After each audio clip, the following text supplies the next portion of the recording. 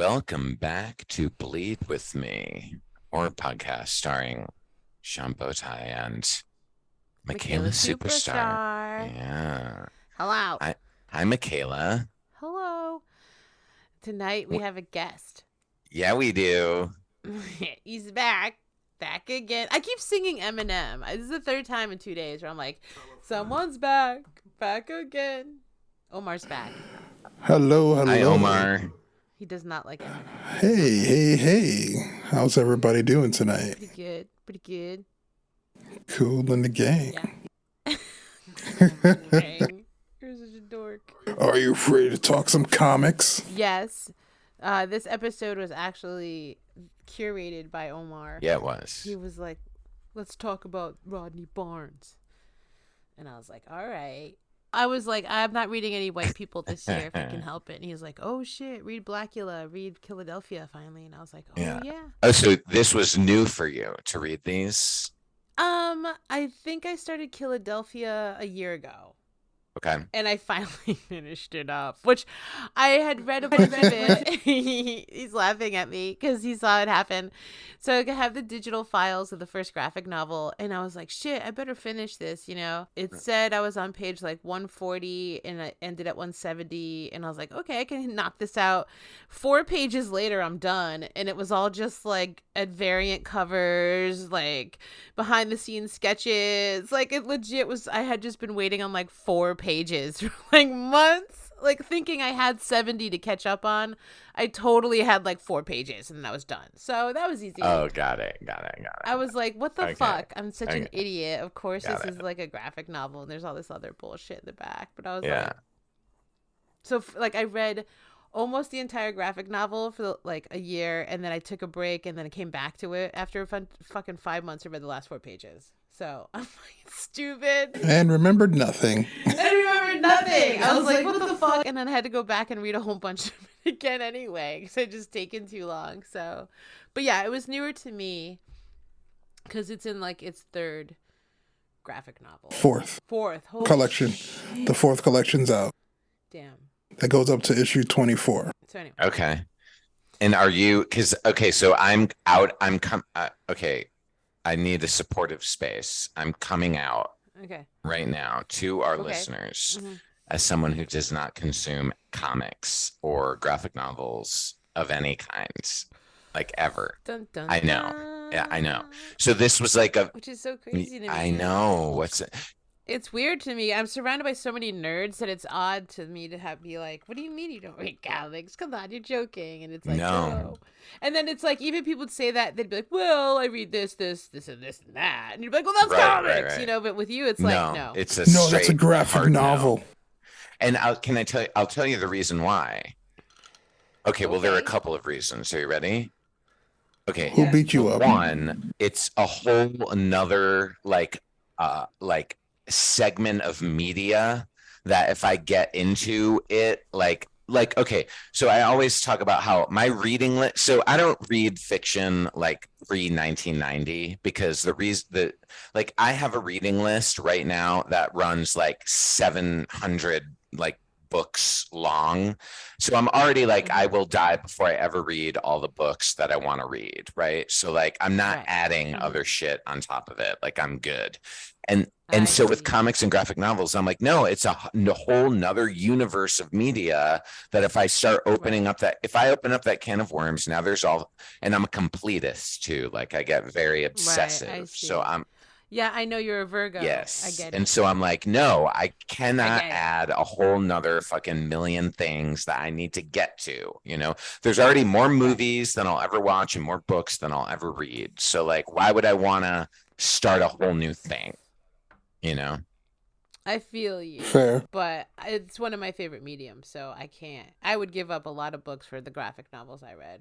I've read a lot of mediocre novels that I would have thrown in the trash 10 times, but you know what I mean? Like, is the hit, like, in your experience, is the hit rate better with graphic novels and comics than it is with literature? Like in terms of like quality? For genre literature, yes. Like for weird stuff, absolutely. Okay. Because you know, it's more imaginative a lot of times. The sci-fi and the horror is real fun, and it's like you Yeah, honestly, like, yeah. I mean, because here's what's weird with me. I like fiction and stuff. I read mostly nonfiction because I'm a fucking real fucking nerdy nerd. And like, we do a science podcast for a reason. Because I'm reading a lot of science, space, weird paranormal Got it. shit. Like, I'm reading a lot more of like that stuff Got than I it. ever am of Okay. fiction. Okay. So like, and then the fiction I like has to be super weird. And it's often not. And, so, but, you know, graphic novels and comic books are just inherently fucking weird and fantastical and science fiction-y, and I like that. And again, I like art. So, and that goes a really long way for me. Like, I'm an artist. So it's like in these graphic novels we're doing tonight, it's like the art is absolutely fucking breathtaking. I would hang almost any panel of any of these things, single panel, on my wall. So it's like, I would hate to miss that. It's like there's so much that you get out of graphic novels that I would definitely miss them in my life. Got it. I would. And there's so many of my favorite things that are graphic novels. Like, so many favorite stories and stuff. Like, okay, and I don't think we've clarified. What did we read for tonight's episode? So we did end up reading the very first volume, the graphic novel of Killadelphia by Rodney Barnes. And who's the artist? Jason Sean Alexander. And we're also reviewing Blacula, which is brand new, just came out, and it is a Return of the King. Sort of a sequel to Blacula, written also by Rodney Barnes and drawn by Jason Alexander. Cool. Jason Sean Alexander, right? Isn't his middle name Sean? That's important. Don't leave that out. Okay. And he's not black, even though he sounds like he would be. He's not. I was very disappointed. I did notice he was not black. You said he spelled Sean like he was black, and I was just like, I fucking love it. How does he spell it? I don't know what that means. S-H-A-W. Yeah, no, that is true. Every black Sean I've ever met has been named S-H-A-W-N, spelled S-H-A-W-N. So. Yeah. Sean. Or S-H-A-U-N. Okay. Yeah. Oh, my brother's S-E-A-N. Your brother is Sean, S-E-A-N. Yeah. Does he have a little Irish in him? Would he like a little Irish in him? Oh, fuck him then. We got totally off the rails. So we have Omar tonight. We're excited to talk about comic books. But first, what are you drinking, Sean? I am drinking tequila. I'm drinking 1800 Blanco tequila. Yummy. Neat. Just neat. This is my thing this summer. I love that. I actually almost bought tequila, but then I didn't. Yeah, I'm just like straight up, just tequila. I don't need any sweeteners. I don't need anything. You know, I just a little bit of lime juice squeezed in, and I'm good. That's great. It sounds good. It's my summer vibe. Yeah, That's what neat means. Neat just means you're drinking it, right? Yeah, no ice. Yeah, like nothing. It's like in a cup. On the rocks would be with ice, but I'm drinking it like just straight like it could up. just be out of the bottle, but so you don't feel like a total alcoholic, you put it in a little cup. Yeah, exactly. That's neat. Yes. Okay. Well if you're done, just if you're Michaela, you just drink it straight from the bottle and you don't lie to yourself. So yeah. I'm just being silly. It's nice in the cup. You can cool the cup down. Oh, but you don't like ice or whatever. Yeah. See, I would if that was me. I would just drink it right out of the bottle. I'd be like, don't waste the cup. I'll do that. Oh my God. Is that weird? I mean, that's what neat is. Yeah, like it is. It is weird. You're right. It's just like, it's a presentation. Hardcore. I did see a meme or some video, what the kids are calling the TikToks. And the guy's like, I like to fill up my empty whiskey handles with water and just chug them out on the porch just so the neighbors are like fucking terrified of me, essentially. Oh, God, good. And I was like, ooh, I like to do that with Windex and blue Gatorade. But, dark. It's very dark. Yeah. Well, I mean, you don't drink the Windex. You put it in the Windex bottle, and you drink blue Gatorade out of a Windex bottle, and people are concerned for you. Oh, just to like, intimidate people. Got it. Or something. Okay. I don't know if that would intimidate people. I feel like they'd probably be like, what that girl's fart smell like? Anyway. I'd be afraid of someone who was chugging Windex out of a Windex bottle. Do you queef bubbles? You know. I'm going for the curious ones, not the fear. I didn't think it would scare people. Now I feel bad. She saw a person eat eucalyptus and it never left her mind. Let's not get into the doppelganger eating eucalyptus trees. Okay, my life's weird. It's just how it is. Always. So I'm drinking a Shirley Temple because I don't drink. But I made you a special Shirley Temple. And you gonna talk about it? What's special about it? It's got Mendocino cherries. Luxardo. Oh, okay. They're Luxardo cherries. Yeah, what she said. You sprang for the fucking Luxardos? I did. They were so expensive. They are expensive. They were shockingly expensive. Yeah, they are shocking. But he was like, I don't know if I've had them. And I was like, they're so good. I'll make you the best Shirley Temple. Yeah. And so I bought those and some rose grenadine and ginger ale. Yeah. And he seems fairly into it. I mean, it's hard to get him really excited. Okay. It's a good Shirley Temple, right? Because you have to know, if you follow Omar online, he'll literally go everywhere he goes. He gets Shirley Temples because he works at a lot of bars and like goes to a lot of metal shows. And he'll like rate his Shirley Temple, and he'll be like, "This one sucked," and he'll have like a little picture of this Shirley Temple, and be like, "Not enough cherries." And so I was like, "Ooh, like I want to get a good review." Got it. Or some don't even give you cherries, so some of them don't even give you cherries. And then I've been with him when we're at the bar, and I'll be like, "I'll have a gin and soda," and he'll be like, "Shirley Temple, extra cherries," and they're like, "No, really, man, what you having?" And he's like, "Shirley Temple, extra cherries." And I'm like, "Oh my God, don't ask him again." And they're like, "Oh, okay, sir." You know, like they're like, "Extra cherries it is." Yeah, but like, I judge bartenders. I pity the fool who doesn't give Omar cherries, much less any cherries. Wow. I judge bartenders by their ability to make a Shirley Temple. So I feel like, yeah, if you can make a good Shirley Temple, you can probably make a good alcoholic drink. Yeah. Yeah, he doesn't drink alcohol, Right. Okay. But I gave you 4 cherries, and those cherries probably cost a fucking $1 a piece. I'm not even kidding. Yeah. So. No. If maybe Enjoy more. Yeah. Maybe more. Enjoy the damn cherries. No. So I made the Dirty Flirty, which I have made before, although I made a twist on the Dirty Flirty. So we'll call it the Dirty Flirty Part 2. I don't know. I'm tired. So college. Shirley goes to college. Shirley goes to college. So I did those Luxardo cherries and a little bit of grenadine, and then I used a gin that was cherry blossom flavored. Jesus. And some Topo Chico. And a little bit of ginger ale. So I made like a light ginger ale, like Shirley Temple thing. Wow. It's good. Well done. It's real good. Well done. Fucking. So we're both doing the Shirley Temps. All right. It's pretty cute.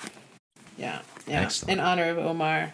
Plus, they look kind of gross, you know? Like, they look kind of bloody, and they have, like, things floating in them. Yeah. Oh, there's a Luxardo. It's floating in there. Yeah.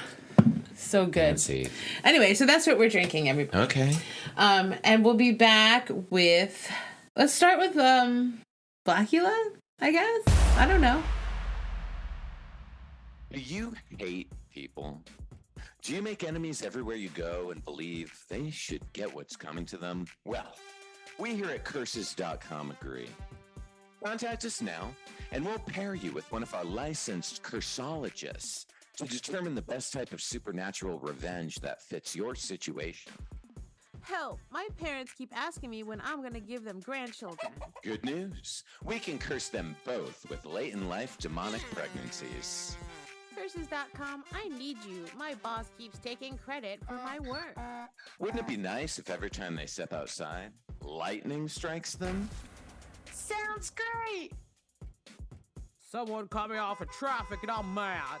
No worries. We can make sure Satan's waiting at home for them when they get there. Curses.com. We're pretty evil. Other curses we offer include Babylonian babbling, malevolent invisibility, spontaneous head spinning and farting, theoretical thong disorder, compulsive vomiting, near-death experiences where their ancestors appear to tell them how disappointed they are, troublemaking doppelgangers, obscene acne formations. My boyfriend cheated on me and I don't know what to do. Let's give him a case of persistent A syphilis. slow-walking pedestrian made me late for an important meeting. How about we turn their feet into snakes? Curses.com. Contact us now, and for a limited time, we'll throw in a free case of ants under their skin. Curses.com. We make people suffer. Thanks, Curses.com. My feet are snakes!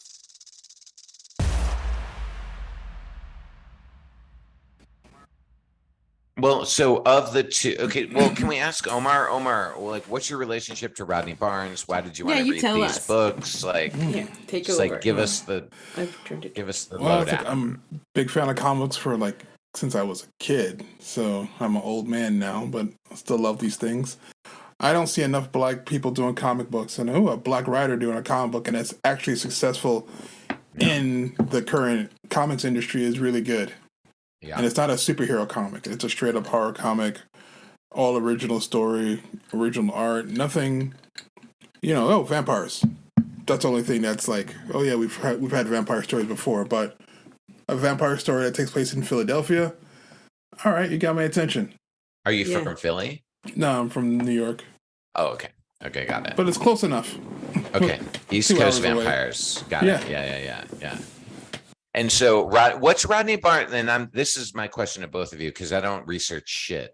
What's Rodney Barnes's like deal? Like, is Killadelphia his claim to fame? Like the thing that made him pop? Okay. No, like, what was... he's written for television, even He writes like that, the Boondocks and like That NBA show.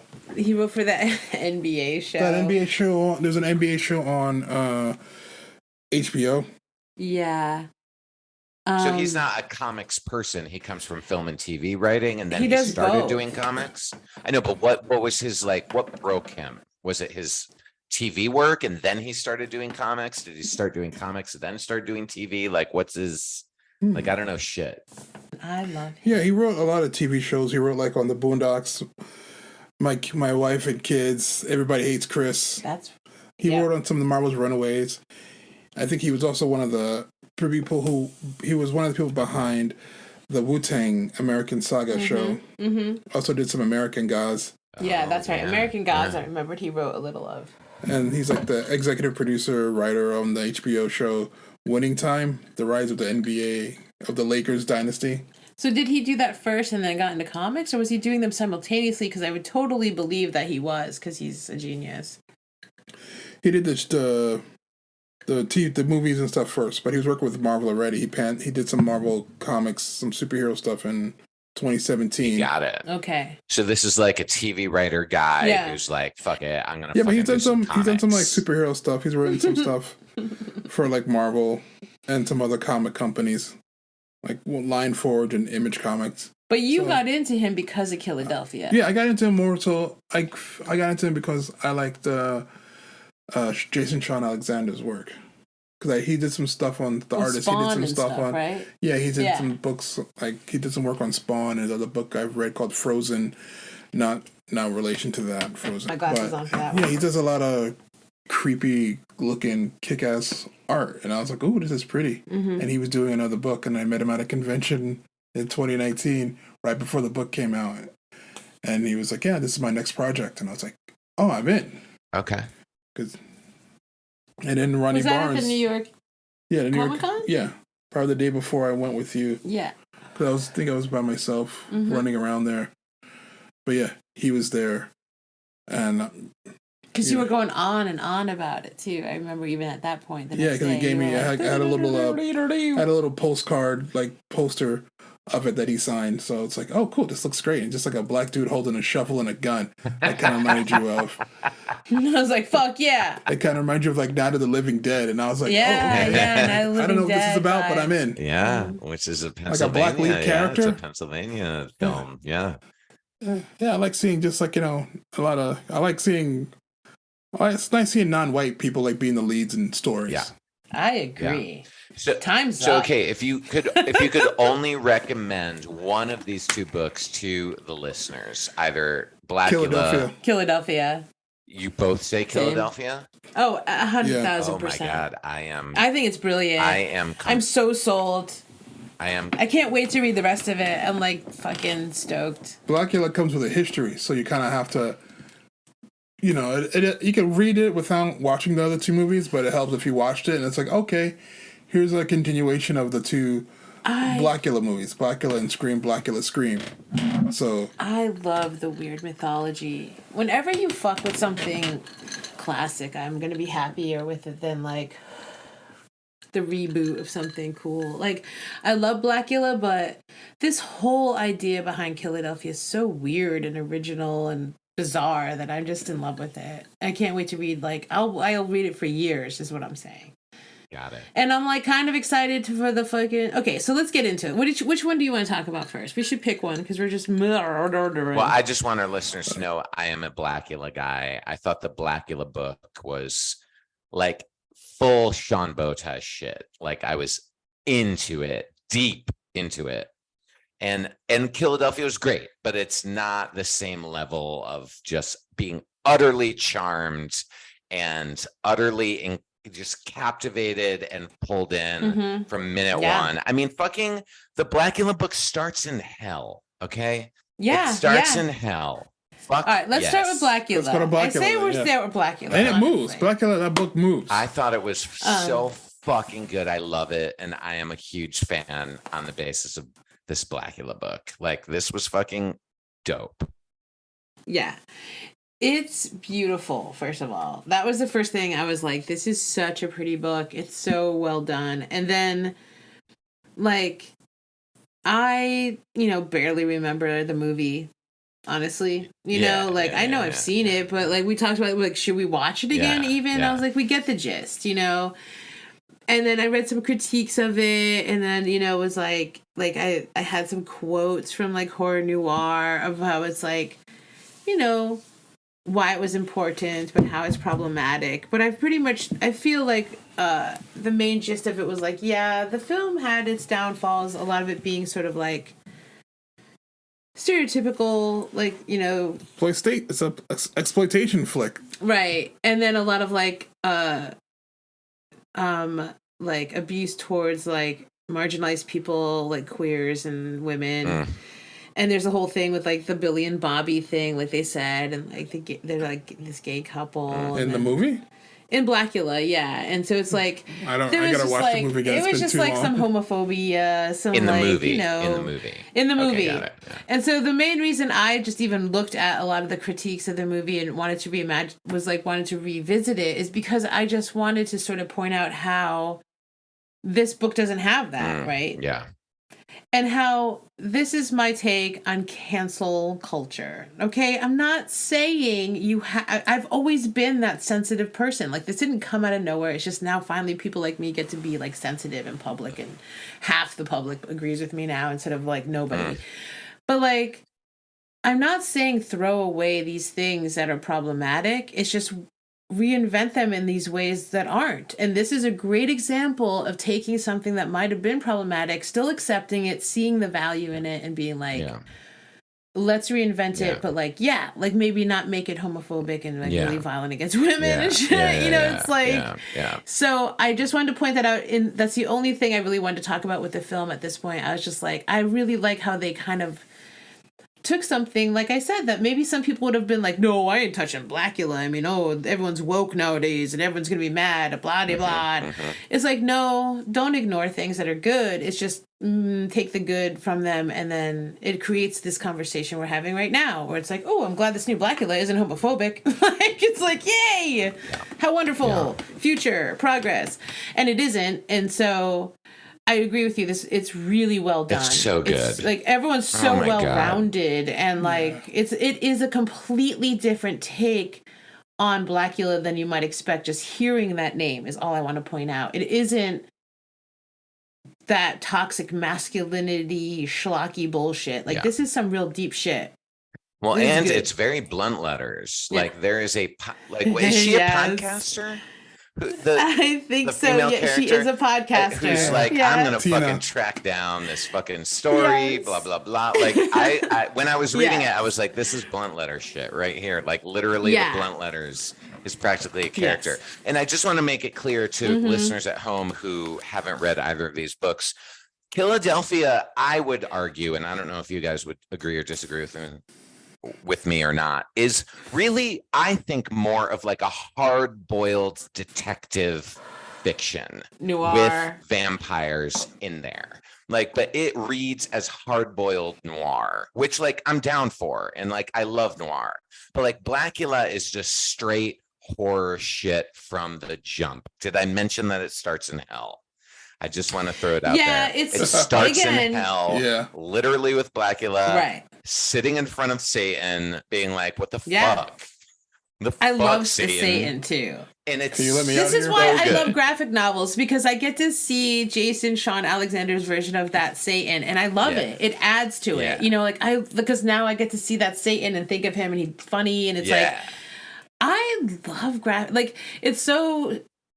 And again, I'm not like judging you. It's like you're in a safe space, but I just can't believe you wouldn't want to read comic books. It's like I love them. Or anyone, do you know what I mean? It's like me. I Okay, yeah. love them Yeah, got it, so fucking much. Like they honestly, I love them almost as much as I love film, because to me they are films.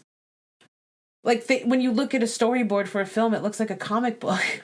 Like so, it's like that's why they're adapting them. Yeah. Except that these comic books have like paintings in them and shit. So it's like, it blows my mind, because it's like, this is so like, yeah, just seeing that version of hell and seeing that devil is just so awesome. It's like, that's what I live I mean, for. the art in these, That's what I live for. the art in these books is Yeah. amazing. The art is really fucking beautiful. Like And so it adds so much to the story, and then there's whole panels where you don't even need words, which you don't get in a novel. You can't just get a blank page in a novel, but you can just get a splash page, and it's a whole just beautiful painting that shows you everything you need to see. It's a still in a fucking movie, right? So it's like that's why I've always loved comic books, because if they're done right, they're just as good as any like brilliant novel or film you're gonna watch. It's like it doesn't matter, except that you get this great art and stuff, you know. So yeah, I love this, and it's totally not cheesy. It's just cheesy enough, but not as much as I thought it was going to be. I'll say that.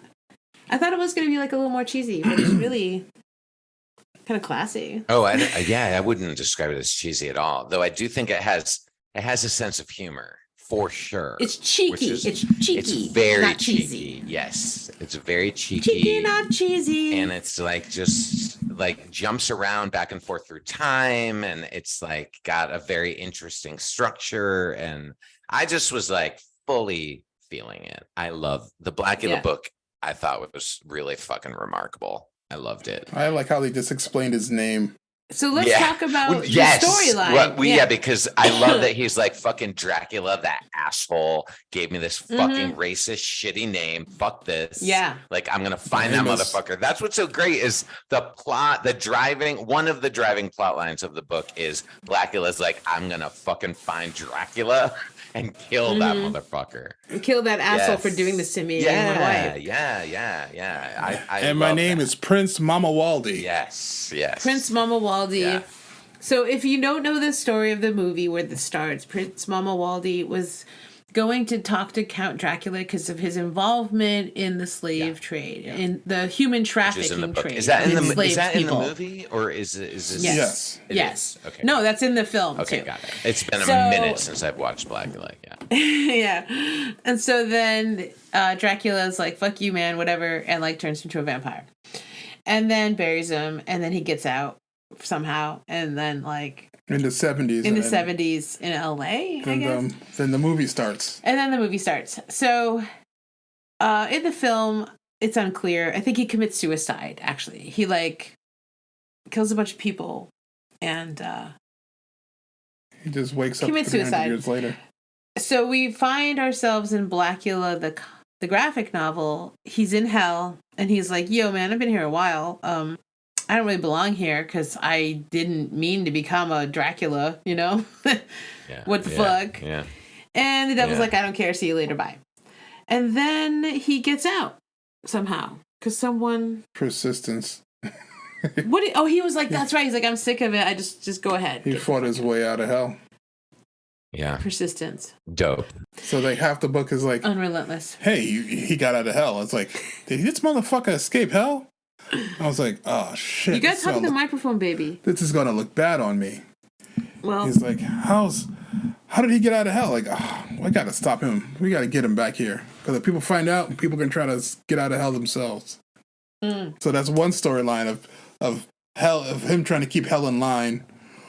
Yeah. Which I love. Because, you know, I love all of the, like, inner workings of hell is one of my obsessions. So I love it so much to see, like, the bureaucracy of hell, the, like, different levels, like people having jobs in hell, like people making deals. Like I fucking love that shit. So yeah, I was all for that. I was like, who's in charge of this? What the fuck?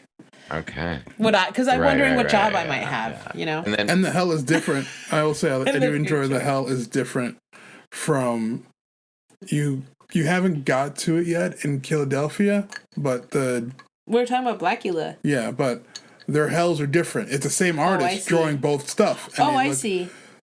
They look. Yeah. They're two separate worlds. Like he doesn't just reuse the hell from Blacula and Killadelphia, and you know. Yeah, or vice versa. Yeah. I like that. Yeah, but there's also a female podcaster, Tina Thomas, who is aware. Tina Thomas. Yes, Tina, who is aware of like the lore of Blacula. And there's like tags all over the city popping up. So she's like, I'm going to investigate. Yes. Yeah. She's like fully, like she is our detective. Like she is like, that's the noir element that she brings. She's like the detective, like going into like this version of, is it LA? They're in LA, right? Okay. Yeah. South Central. Yeah. And she's like, and she's exploring and she runs across a bunch of like locals who are like, what the fuck are you doing here? Like, why would you be looking into this? And she's like, look, and there's a dude who's like grandmother was turned into his a vampire. Grandparents returned. Yeah. His grandparents. Yeah. And there's like a dramatic like vampire moment where like the grandmother gets staked. Right. Yes. It's really sad. It was really sad and full of pathos, but also like very fucking cool. Like it was just dope. I really liked it. It's so dope. Beautiful dusting too. I did like the fact that like Tina is also like, hey, this movie, she's kind of like, did this movie or did this event actually happen in the 70s? So she's trying to prove that it really happened, because now it's like, you know, come on, a vampire, some guy, God, that's crazy talk. That's something made up. So cool, 30 years later, did this really happen? So she's basically, that's Dracula, Blacula is her Bigfoot. Yes, exactly. Yes, I say, this is blunt letter shit. Yes. It is some blunt letter shit. Yeah, she is on the trail. I feel like I'd be looking for Blacula for different reasons. You know what I'm saying?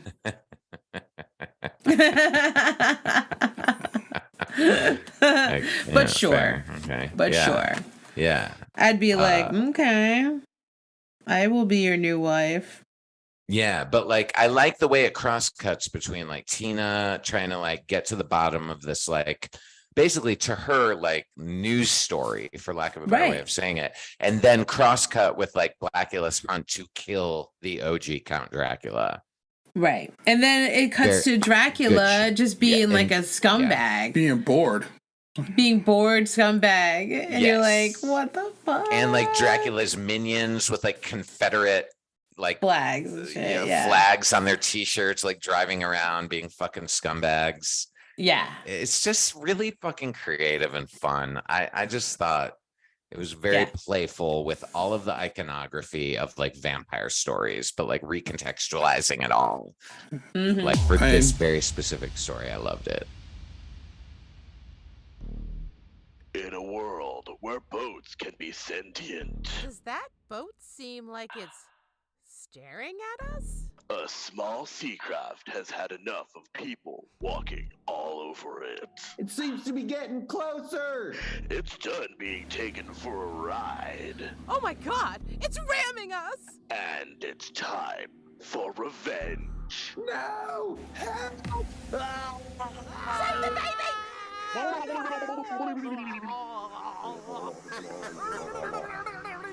Save my walrus! From the makers of Tarantula Tornado and Real Big Snake, come the newest cruise into terror, Blood Voyage.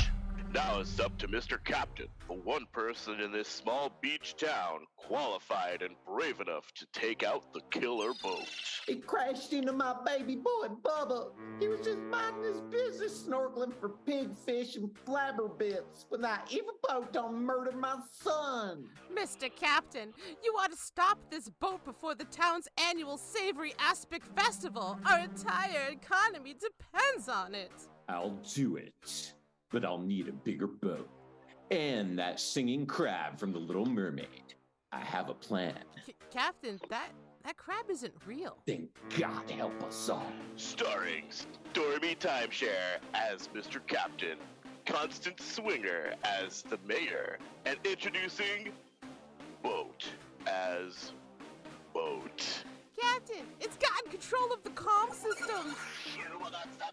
I hope you know how to swim, Captain. Oh, I swim in my sleep for breakfast. It's headed for the Jiggly Gelatin Party Raft. I'll stop you, you damn dirty skiff. Sorry, Captain, I am unanchorable. Yeah, well, you can still sink. They all float down here, Captain. They all float down here. Rated PG-14, because we threw in an extra fuck.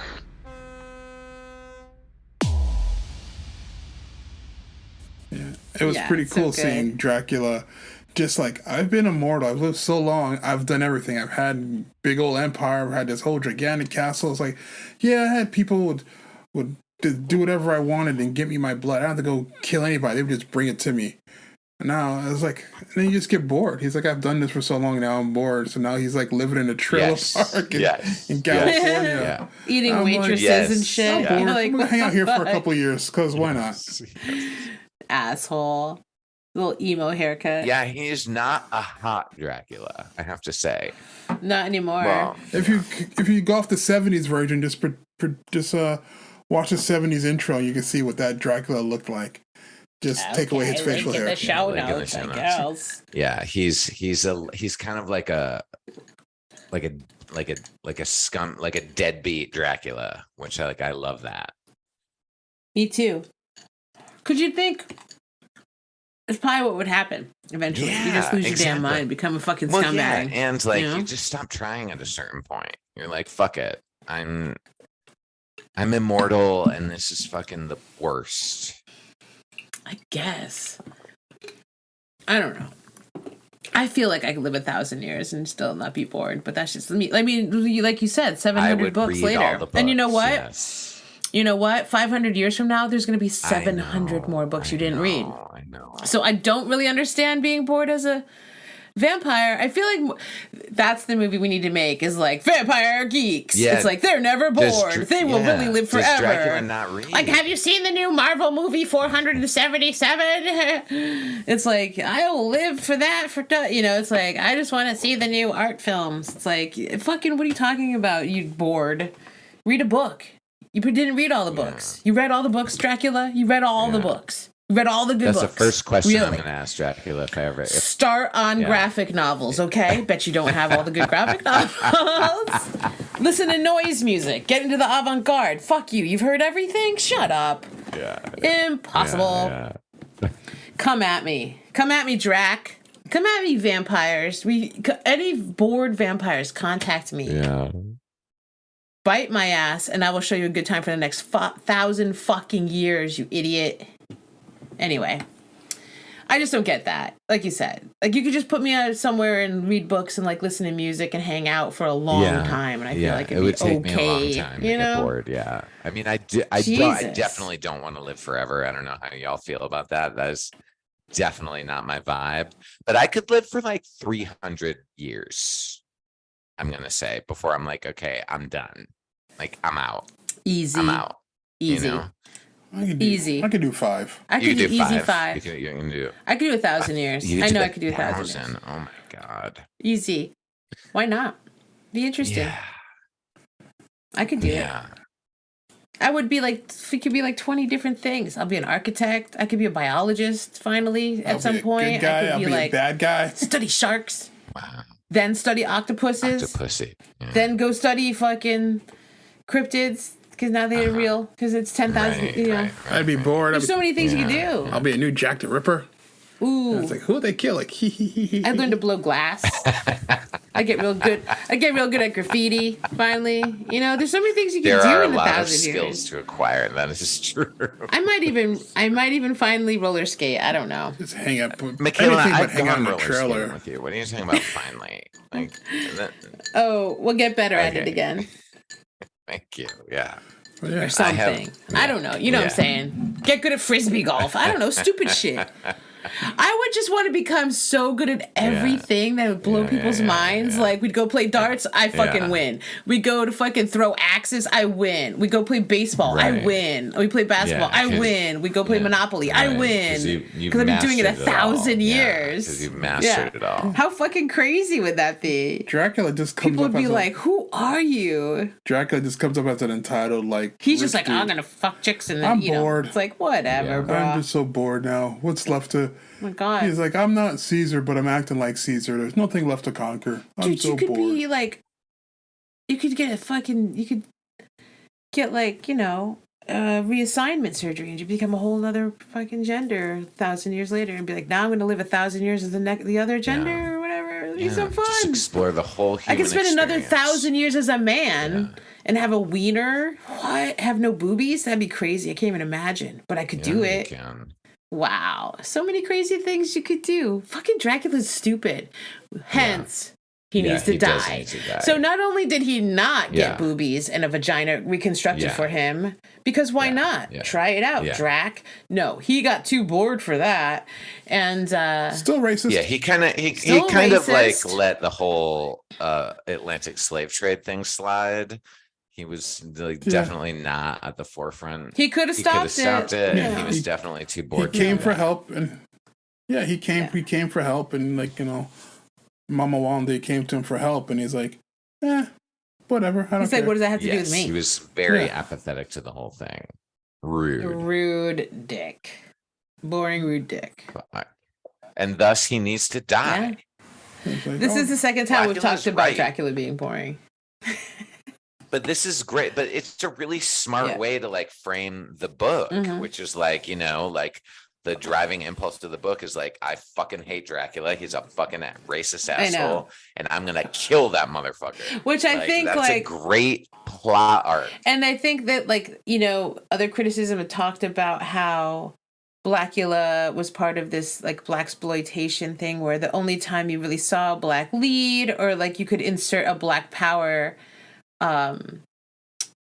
actor or like character, someone who like could emit that sort of ideal, would be something like this, right? And so it's interesting to me that, like, on one hand it is very empowering, but on the other hand I think this book made it kind of more about the black power, because, like, yeah, you take Dracula and he was more of like maybe this Trump character or stood in for the Nazis that we're seeing right now, or like, you know what I'm saying? It's right. Well, it's a but revenge. It's a revenge story. It's a revenge story, which is like one of my I love jams. it, but I love also a in revenge this- story because people need to get what's coming to them, Michaela. But also in this atmosphere, I guess is what I'm trying to say, in this social atmosphere, we're seeing a lot of white cops kill black people.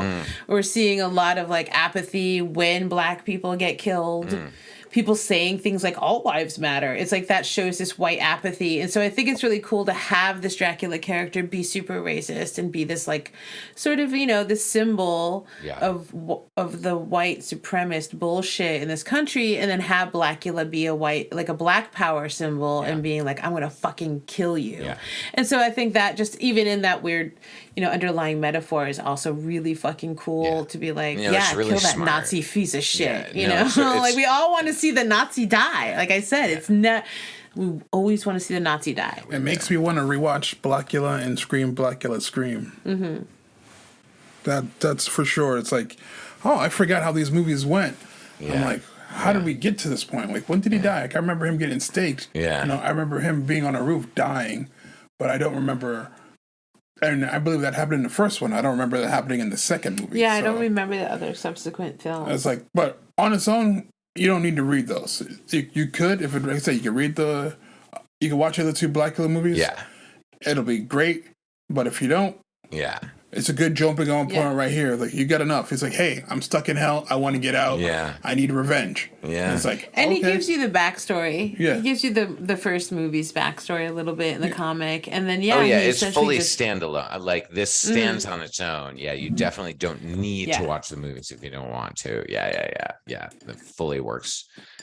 Fully works on. And then he ends up running into the podcaster, which is great. Yeah. And the friends, and then they all team up together to kill Dracula, which is awesome. And I love that because fucking blunt letters would have listened to Blacula and be like, no, let's hear your side of it. And he's like, I'm not evil. I was made evil by Dracula. And I'm like, I believe you. I believe you. I fucking love a team up. A team up is so fun. Revenge is fun. Yeah. And a team up is fun. And also hell is fun. And this book has all 3 of those things. It has hell, revenge, and a team up. Like, fuck yes. It's got the weirdest revenge, too. It's like, hey, I want to kill Blacula for, like, turning my grandmother into a vampire. And now it's like, I got to team up with this guy to kill the guy who turned him into a vampire. Because you kind of didn't mean to turn my grandmother. The enemy of my enemy. Yeah, it's great. It's so good. I really loved it. I'm so happy that you got me to read this. Like, good. There's nothing there's nothing I ever would have come across on my own. Well, this way now I can just kind of feel like your little graphic novel curator. It's like you can just read stuff I give you and then leave it at that and never have to obsess over it any further. I will. Just look for Jason Sean Alexander books and Rodney Barnes books. You'll be happy. Yeah. Don't get them started. Virgos will buy everything. This is the problem. This is one of the reasons why I'm so like. I know. Like I lived with one of you for 15 years. I get it. The I have to have like. I know. Yeah, because I will make a list of every fucking graphic novel that's ever been written that I need to read, and then there goes the next 5. I mean, I'm gonna be 50 soon, Michaela. What the fuck? Right. Like, there's only so much time I have left. Like, dear God, please. I know. Yeah. Well, I'm gonna buy. You should read some. I'm gonna buy the next Blacula, like the comp, the Lycan, volume 2. So so let's finish telling the story. It's great story.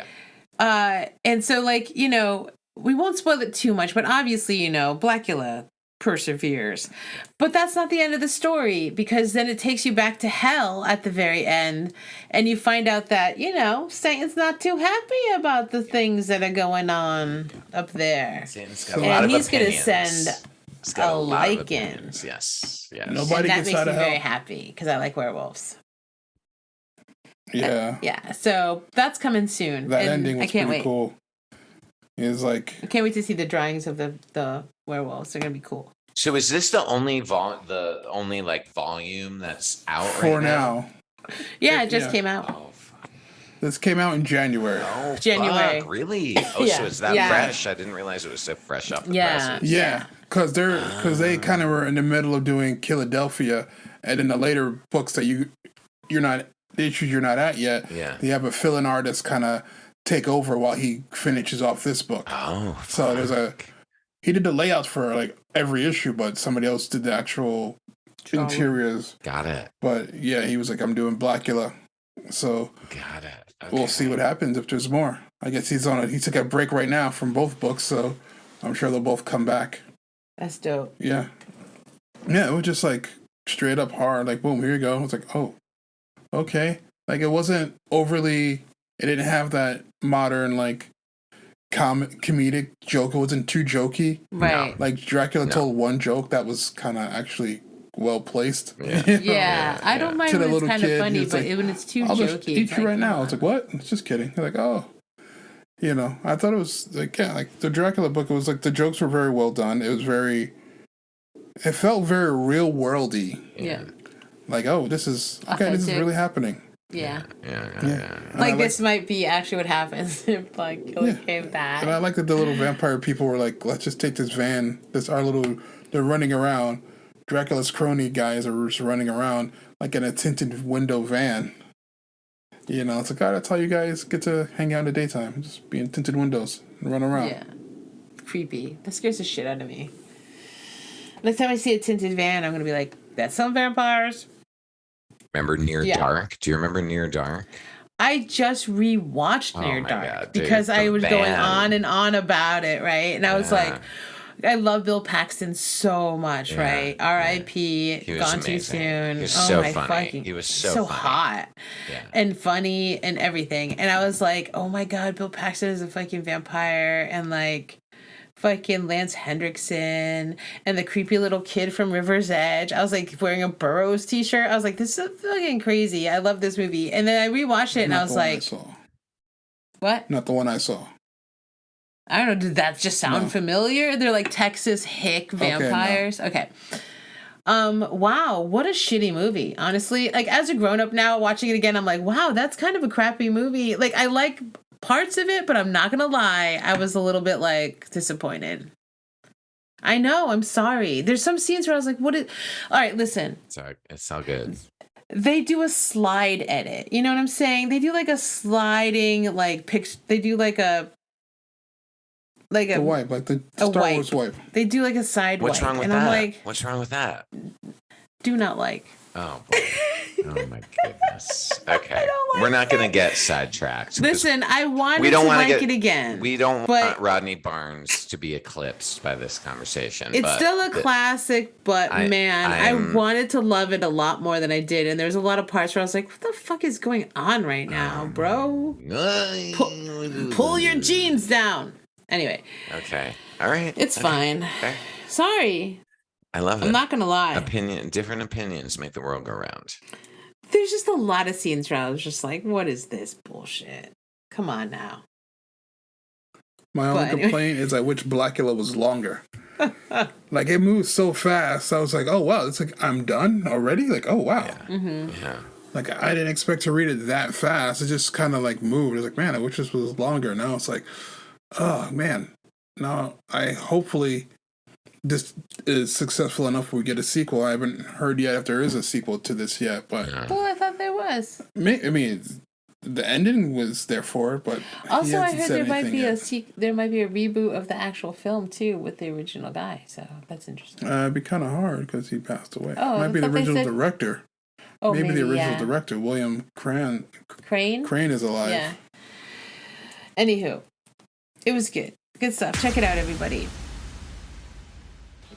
About dark matter, missing links, and wild lives of scientists, space updates, and cutting-edge technological breakthroughs, then this is a podcast you've been looking for.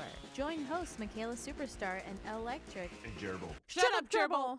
For a drink and a savvy science conversation that gives you fuel for your nerdiest discourse and jokes you can't wait to rip off. Check out our website at thebluntletters.com, our new home on the interwebs for all things blunt letters. Follow us and subscribe wherever you listen to podcasts, including Apple Podcasts. Fancy. The Blunt Letters Podcast, subversively nerdy. Let's move on to the next thing. Killadelphia. Yeah, let's talk about Killadelphia. Yeah, it's a different vibe. It's much more of a neo-noir, which I dig.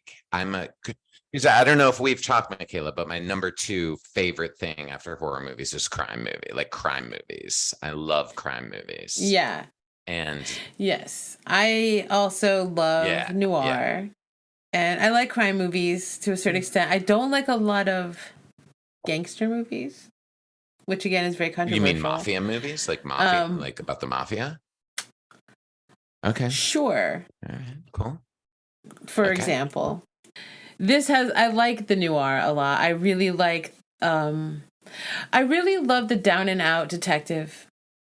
The detective who's got some points against him in life. Like he's just, this is how this starts with this Baltimore cop and he's just not living up to his hero cop dad's legacy, which is pretty trite, but this is done okay. I like it. All right. It's I'm getting a little sick of that trope, but whatever. I guess it exists. I guess there's a lot of like sons and fathers and daughters and shit and moms that are cops, and you have to live up to some bullshit. I don't really know. And it's all black characters. I mean, it was in fucking Renfield, for fuck's sake. It's just like, my God, can we how many father, daughter, son, daughter, mother, daughters are fucking cops? Like, give me a break. But another comic book with black lead characters. But yes, this is all black lead characters. And that's refreshing. They happen to be cops, but, you know. And they happen to be cops. And also, to be fair, it's based on Rodney Barnes' own dad and his relationship, because Rodney Barnes' dad was a cop. He was like the first black cop in his hometown. And so they didn't really have a great relationship. So he said that it actually was kind of based on his relationship with his dad, which I was like, okay, cool. Cool. Glad you didn't become a cop. So...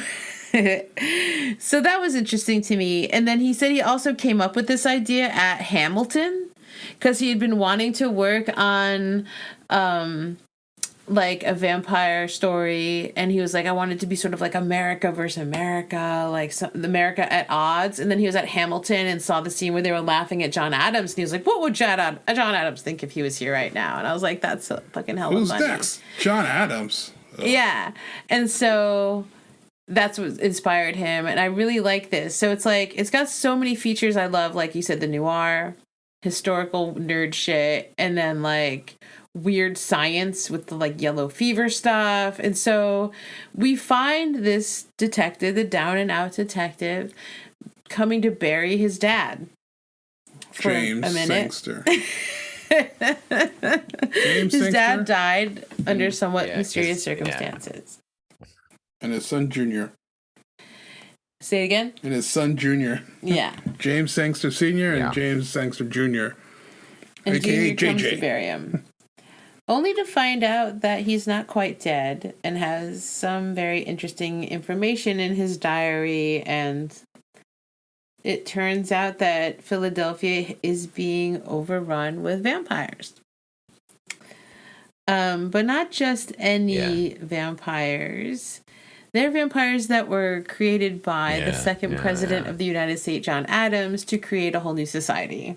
And so it's so out there, fucking batshit crazy. I love it so much. And I guess that's the other element. It's like, I do love the classic horror Blacula, but I love the absolute insane conspiracy theory, bizarro world shit that is Killadelphia. It's like, also very blunt letters shit. You know, it's like, I knew it! I knew there was vampires, and I knew it was goddamn Illuminati, and I knew it was goddamn John Adams. You know what I mean? It's like, oh, I knew it was the president's blood-sucking motherfuckers. You know, it's like, it's so good. And again, it's so serious, though. It's handled very serious. It's not like, this is funny, this is weird. It's like, this is like taken very seriously, and it's legit scary. It's like, wow, because the founding fathers were scary people. Power-hungry weirdos, man. Yeah. And so I love this. And then, again, they band together with other people that are like, what the fuck? You know, the fucking, what was she, coroner? Pathologist? What is she? The coroner chick, Josie. Yeah. Trying to get to the bottom of it. Yeah. She was working with the dad trying to figure out what's going on. The dad was figuring something was going on. And she knew kind of what was going on through him. So when he got killed, JJ came by and kind of picked up where his dad left off just out of curiosity, like, what the heck's going on? Like, why did my dad die? I need to figure this out. And it's like, is my dad crazy? Are there vampires? Like, reading all his stuff that he left, and it's like, okay, she might know what's going on. So, you know, against his better judgment, he decided to dig up his dead dad. Yeah, he's like, there's only one way to know. Let's dig him up. And then he's like, I love that he was just like, what took you so long? What took you so long? It's like he's such a dick-ass fucking move. That was great. One thing that Rodney Barnes absolutely, undisputedly has is timing. You know, like, he's really good with dialogue, and he's really good with timing. You can tell he wrote for TV and stuff, you know? It's the way the father-son dynamic is just great. The way they kind of talk about each other, and when they do talk to each other, it's like, Yeah, that's how you would talk to your dad if you didn't like him. Mm-hmm. And this is how your dad would talk to you if he's like, "Yeah, he could do better." I was like, "What do you mean I love you? You know I love you. Cut it out. Stop being. Just do your job." Yeah. And they do their job. They fucking go in, they find the nest, they take out a big bunch of, vampires. But the real main vampires are John Adams and his wife, who actually is more of the power player, it seems to be turning out by the end of volume 1. Now, we will say there's 4 volumes now, right? Mm-hmm. So this is just the very first chapter. You can go and read all the They're all out there now. Like there's a lot more of this to read. I just wanted to do a little beginners thing, because asking you to read, I don't know, fucking 70 issues is a lot. It's just 30 right 30 now. issues is a lot. Right now, it's up to the 30th issues currently out right now. The volumes, there's 4 collected volumes. I collect up to issue 24. Yeah, I'm trying to catch up. It's like so you said, good. There's a lot of things to read, Sean. There's a lot of things to read. There's technically 2 spin-off books from Killadelphia that pop up later. Like if you had the individual issues of this, there's a little side short story of werewolves. But that's in the single issues. Werewolves. It's not a spoiler or anything, but again, it's a little like storyline. Parallel storyline kind of thing. Oh, wow. Yeah, that may or may not meet up in the book later. Oh, that's cool. Yeah. See, comic books do weird shit like that, and I really appreciate that. There's a throwaway line that also happens about his previous life back in Baltimore. Talk about his ex-girlfriend, and she has her own book, Nita Harness, Nightmare Blog. She has her own book going on for a while too. But this guy right here, this book is it's so full of all these little funky American history little nods, and it's great. It's like, wow, what would think about it if you were the second president of the United States, and it's like, wow, look at what happened since we started this country. It's like, man, this country has went to shit, and it's like, you're not happy. And it's like, this is not what I wanted for this country. And I think it's interesting you picked John Adams because he was kind of a feminist, and he did not own enslaved human trafficked people, like he was one of the rare people back then who didn't enslave people on his property and try to own them. So it would be someone that might actually be trying to have a community of Black people to be like, hey, I want to help. I want to make this more free, but he's obviously very misguided. Or is he? And I feel like that, I don't know, is that a question that comes up? It's like, well, is it misguided? Like, what is he talking about here? Everlasting life and racial harmony? I mean, go ahead and make me a vampire, right? I don't know. Who's the bad guy, right? Yeah. It's like that whole argument about, Batman and Mr. Freeze. Like, wasn't he trying to stop global warming, right? Then this rich guy who owns a bunch of corporations is trying to stop him. Like, who's the bad guy? Poison Ivy? She's trying to help the environment. Who's the bad guy? And then Bruce Wayne, who owns probably oil companies. Like, who's the bad guy? I can't tell if this is a bit or if this is real. It's both. It's both, actually. It's true and it's funny. Oh, okay. All right. Oh, okay. It's true and it's funny. Yeah, I just got a kick out of John Adams going from being a little fat, chubby schlub, and then becomes a vampire. And by the time he gets to the modern day, he got his makeover. Yeah, he shaved his head makeover. And got in shape. I'm like, what happened? I didn't know that vampires could lose weight. This is how you look. This is how you look. Maybe he got plastic surgery. And they can get. I don't know if that makes sense, but cool. All right, whatever. He's got yellow fever, so. Isn't that what they talk about how that had something to do with it? Or did they just blame the yellow fever on the vampirism? I was like, that's interesting. I think that they were saying that he didn't have yellow fever. He really was a vampire. And that's why he looked like shit. And that's why historically they said that. I think so, which I really like as well.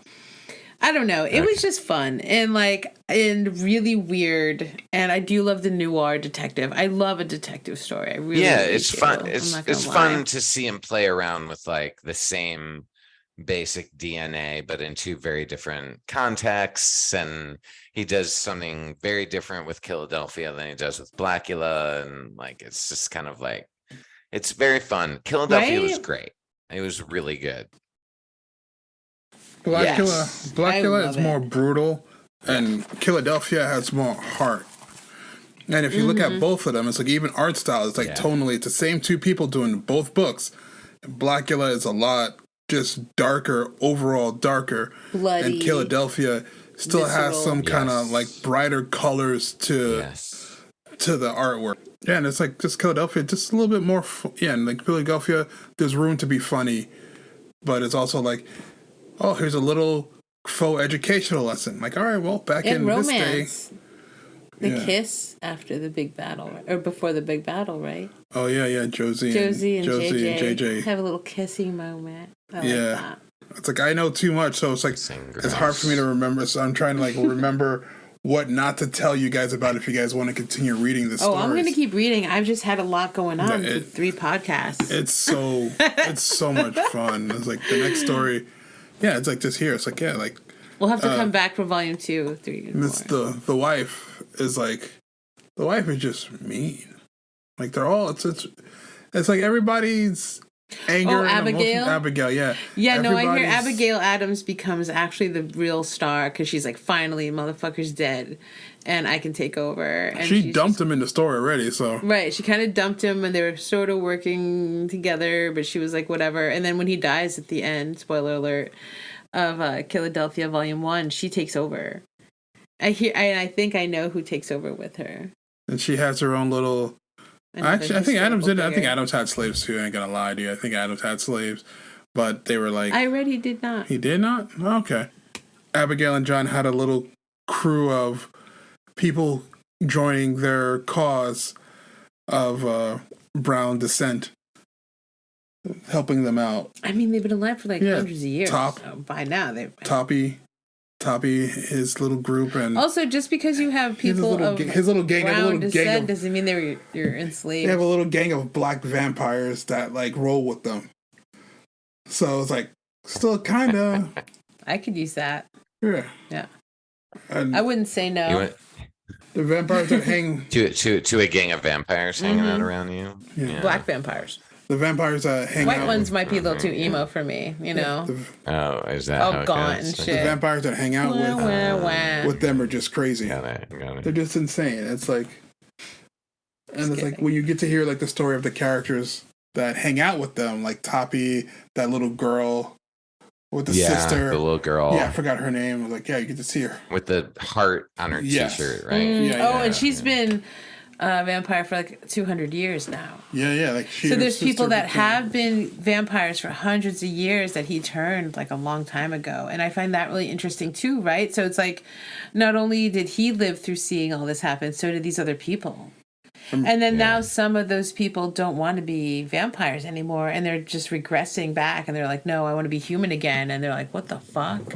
And I find that really interesting. It's like, yeah, that was cool. Yeah. Or like I look at it this way, it's like as a black person on the show right now, it's you like are? I have family that like, oh yeah, I've heard like some stories from like older relatives and whatnot about just like, you know, you see a lot of black people in photos don't smile because there's nothing to smile about.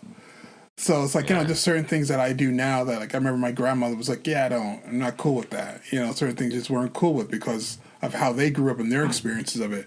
So you're looking at the story of like, I'm a 200-year-old vampire. I started off probably as a slave in this country. Yeah. How would you think 200 years later was gonna look? Yeah. You know, it's like, you're gonna, you know, you might be like, oh wow, I let it go, but it's a chance you're probably still gonna be pretty angry for 200 years of rage. And now it's like, look at where we are now. It's like that's a part that fascinates me. It's like, wow, just like you've lived a long life, and then it's like you've lived through a lot of horrible racist stuff in your own life, and then you become a vampire, and now you're watching all this horrible stuff happen kind of around you. I like that her kill was like a white pedophile. Oh, the little girl? Yeah. The little she was pedophile like, cop, oh, help me, mister. And he's like, I'll help you. And she's like, oh, yeah. Yeah, if you're like a 12-year-old. Yeah, if you look like a 12-year-old awesome. vampire. It reminded me of fledgling, but not gross.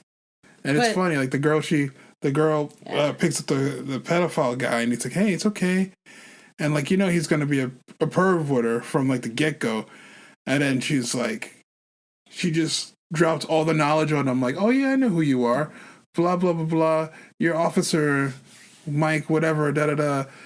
Pulls up his address, hey, you got 2 kids, you got this, you got that. You and your wife aren't happy. Yeah, I know who you are. I was like, how do you know all this about me? Yeah, I like to know where my food is sourced.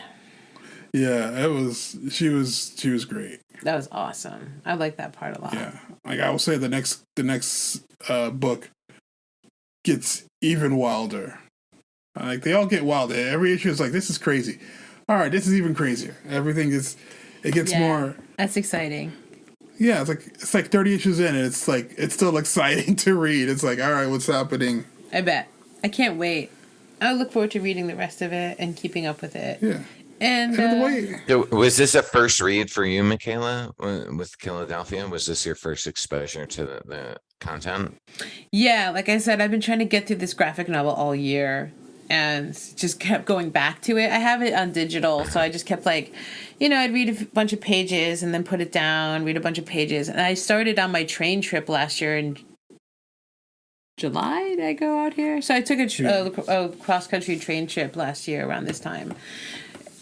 Right around this time, in July. So, I started reading it last July, slowly. And like I said, I just read the last 4 pages the other day, today, and last night. I was in it since day one. And I was like, I'm an idiot. I was so close to the end of this for so long, but... They had me with day one with the first cover, and I was like, oh, this is cool. And I was like, I'm in. Let's go. No, I was excited about it. It's just there's a lot, and I do read comics, so I was hooked on other things like Saga. Yeah. Disappointing. But, there's a bunch of stuff I read as it comes out because I am that addicted, and I'm like, I need to know. And then it's like I fell off a couple of those because they're disappointing me now. So now I can. Another good thing about Killadelphia. One of them died. One of them all Deadly Class is over. Oh yeah. Your book I was reading Deadly Class, Saga. I don't know. I was reading a whole bunch of stuff at once, and I was like, I can't keep up with all of this. So. But now Deadly Class is over. Saga's kind of boring. I can just read the graphic novel. Yeah. Killadelphia is just cool because it's it's not a fast read. It is. It's like, oh wait, there's so much stuff here. It's like a little mini faux history lesson. It's like, all right, this part's real, but the rest is obviously made up. I love when they mix the historical fiction. Yeah, stuff. And it gives you a lot of cool back matter in the single issues. You get little essays from other authors about horror characters and blackness, but it's those are just for the single. Those are in the single issues, not the collected trades. But yeah, it's cool to be collected, and I have the oversized hardcover deluxe edition of the first 12 issues, and it's a beautiful book.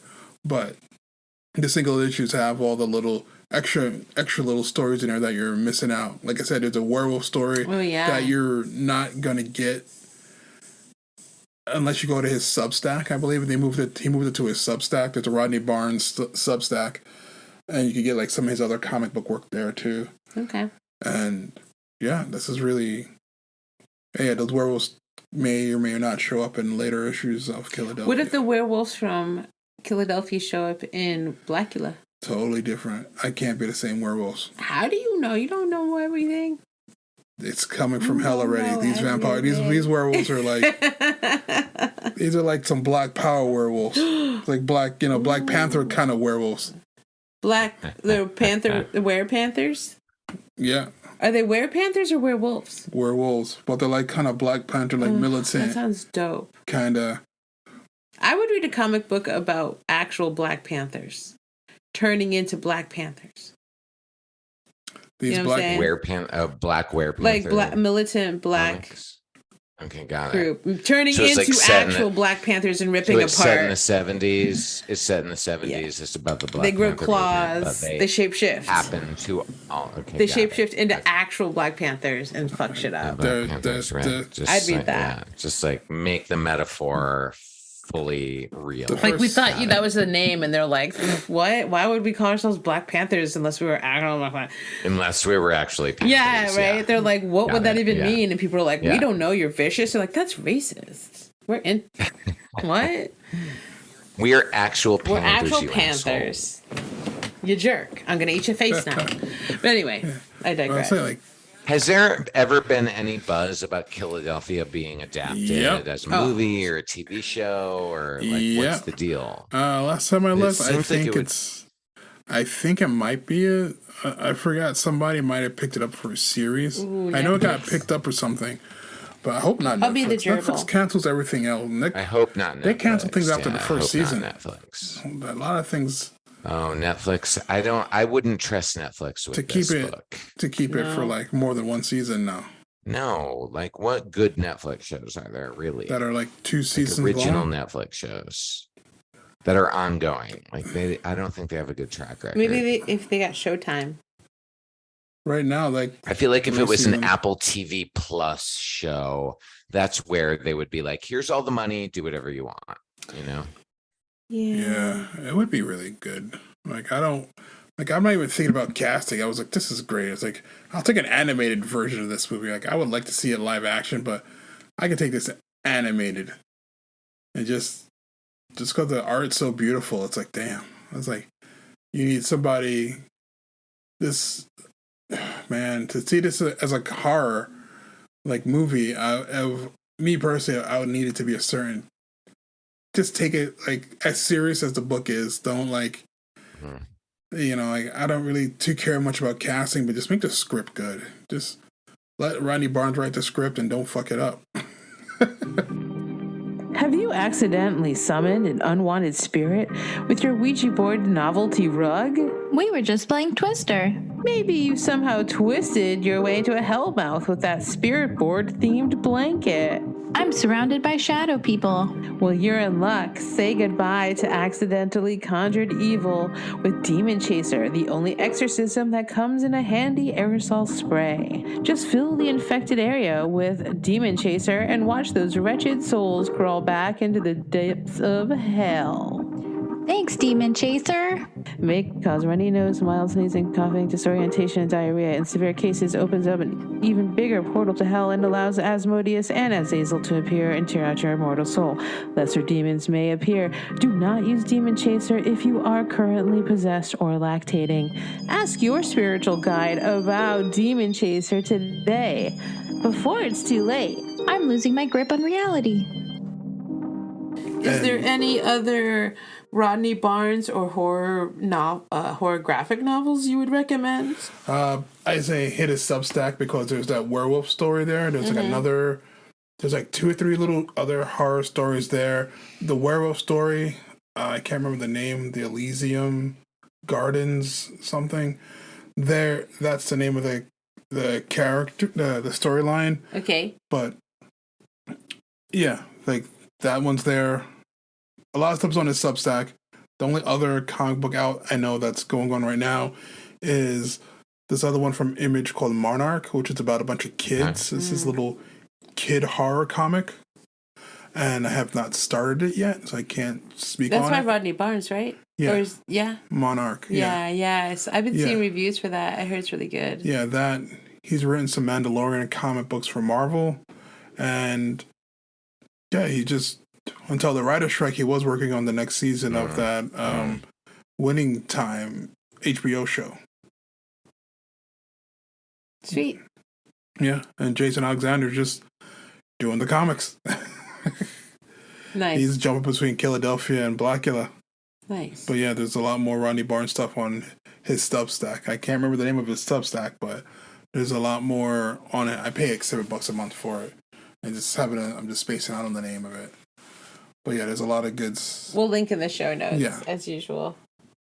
Link in the notes. Whenever we can't remember something, it's like, link in the show notes. Classic. Yeah. I love it. I don't have to think about it right now. Yeah, there's so much stuff in there that's like cool. Just like, if you're into the whole backstory of comic books, like, cool, here's how this issue came together. Cool. Or just a little, again, just more essays from other authors and stuff that are just really cool. I will say, like, Killadelphia was really fun because, like, nobody thinks of Philadelphia for anything. It's like, true. It's like, oh yeah, Philadelphia. It's like, yeah, I did remember, like, in the 80s that they did bomb the city. Now, they did bomb the city in the 80s, so we know, like, which they talk about in Philadelphia too. The bombing. Yeah, and the only other time I've known the term Killadelphia was Lamb of God's live album they did in Philadelphia, and they called it Killadelphia, like in the early 2000s. It's like, oh, Lamb of God, Killadelphia. It's a great album. I like that band, but when I wear their shirt, a lot of Christians like it, and it makes me feel weird. It's not okay. I've had a lot of people be like, "Oh, God bless you. I like your shirt. Yeah. God bless you." And I'm like, "This is fucking. This isn't. Yeah. I don't know. This is metal. This is heavy metal. This isn't for you. I want you to be angry at me, but now you like me." I hate it. Does that happen to you when you were Lamb of God shit? No. No? Just me? Weird. That's weird. Doesn't make any sense. Doesn't make any sense. You look more Christian than I do. Just joking. Well, kind of, because you got the Rasta hair. So they're like part Christians, Yeah, I guess. We should do a comic book about Goth Jesus. Oh my God. And he's all just like... That would honestly be amazing. He's got like his scars, Goth Jesus. Like he's got his little crucifixion scars. GJ. His name's GJ. And they're just like, oh, it was that self-harm. He's like, I guess since I am the Father, the Son, and the Holy Spirit. Vagina. I am myself. I'm such an idiot. We do not condone self-harm. Don't go seek help. We're sorry. Don't hurt yourself. I mean, is that it? I think we've kind of nailed it, right? Like, anything else you want to add? Any, like I said, any more I think that thing about Blacula, I think nothing was cool. I like the fact that in Blacula, just real quick, was like they could once they drink your blood, they can read your mind. They could kind of like get your memories.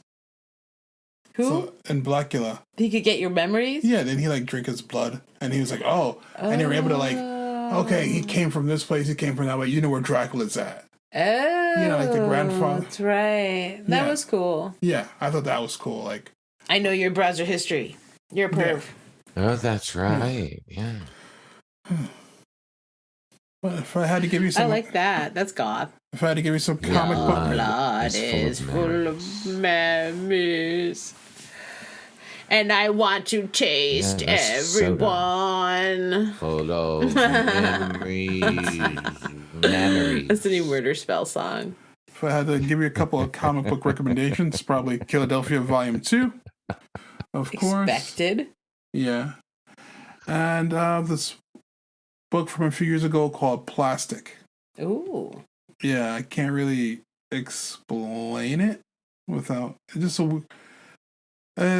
another graphic novel that involves a sex doll. Okay. Yeah.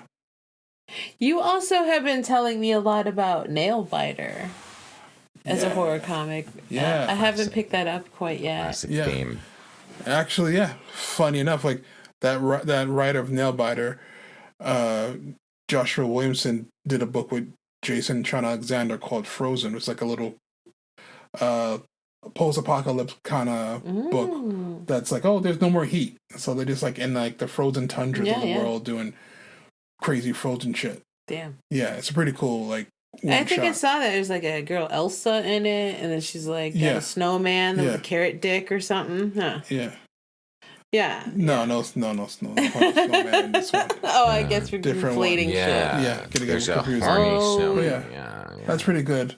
What isn't there? Let's see, he's got his other book. Yeah, and a horny moose. Also. Yeah, there's a big moose. Nailbiter. Nailbiter's a fun one too. That's about a town in Oregon that's like, hey, this is the per capita, the biggest birthplace of 6 or 7 serial killers. Like, what's so special about this town that 7 of our serial killers came from this town? So there's a lot of serial killer museums. Like, oh yeah, this is like where the so-and-so killed this one. This is where they got their start. Yeah. And it's like really like trippy, and it's like the main... I think I read the first few issues. It follows like a serial killer too, right? Yeah. Yeah. Because the main serial killer, the nail biter character, is like the good one. And she's like, yeah, I went through rehab, and like, I served my time. I got clean, and like I didn't kill anybody anymore. Nice. Yeah. I think I read a little bit of that, and that was really good. I just have to catch up on it. And you told me about Something's Killing the Children. Yes. Something keeps killing the children or something? Yeah, Something is killing the children. And I do know that they are making that into like a Hulu or somebody's making that into a show. So I'm going to read that soon before I have to, I don't want to see the show first. So, but those are 2 recommendations you gave me in the horror genre. Yeah, the guy, also the author of that book, Something to Killing Children. I can't remember his name at this moment, but he has another book called The Lake. The House on the Lake? House on the Lake, yeah. Yeah, that I read a little of that too. That looks good. Yeah, and I feel it's like a disaster. It's like another hey, come to this cabin, everybody. You invite your friends up to this cabin. Like, yeah, you can't leave this cabin. The world's fucking falling apart. Yeah. And it's like you're stuck in this cabin. Which also, huge fear. The world's ending. Now you're trapped with these certain people in this weird place. And you're like, oh, fuck. So scary. I love that kind of shit. Cool. Well, we got some good recommendations then. I love that. Those are the quick ones I could think of off the top of my head. Yeah. I can't think of anything else right this second. That's all right. I put you on the spot. Yeah. I put you on the spot. Luckily, you force things down my throat constantly, so I knew what to talk about too. I know these are the things you've been telling me. This was really fun. I loved reading these, especially Blacula. It was fucking dope. It was great, and I'm gonna definitely keep up with Rodney Barnes. Is now a name for me, a known quantity. Awesome. I'm glad. Yeah, good. I'm very excited about it. Thanks for listening to Bleed With Me tonight, guys. We did have a little bit of technical difficulties, but it ended up working out anyway. I hope you enjoyed this, and thanks for listening through even our sound difficulties. It was great having Omar on. I'm sure we'll have him on again and again, especially because he's one of the only people that wants to talk about graphic novels. If you've got something you want to talk about, let us know. Or if there's something you want us to talk about, send us a DM or a voice message. It's always available on the platforms that we put this podcast on. Once again, thank you. And make sure you follow us at thebluntletters.com for all things Bleed With Me. And also go listen to our secret seance with Sean. It's our supplemental episode that we do about one single movie we unearth every other week between this show. Anyway, can't get enough of us. Follow us everywhere. We love you so much. And stay bloody. Bye-bye. Bye.